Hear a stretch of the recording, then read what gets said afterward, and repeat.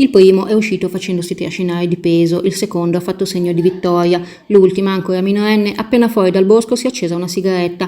Martedì 6 agosto a Gallarate sono cominciate le operazioni di abbattimento delle piante nell'area di via Curtatone, dove deve essere costruita la nuova scuola per i quartieri di Cascinette e Caiello, dopo che i tagli erano già stati rinviati lunedì per la protesta degli ambientalisti. Ma meno di 2 ore dopo l'avvio dei lavori, attorno alle 9:30 di questa mattina, 3 attivisti si sono introdotti nell'area, dove i taglialegna erano al lavoro, e questo ha costretto gli operai a fermare le attività per un breve periodo.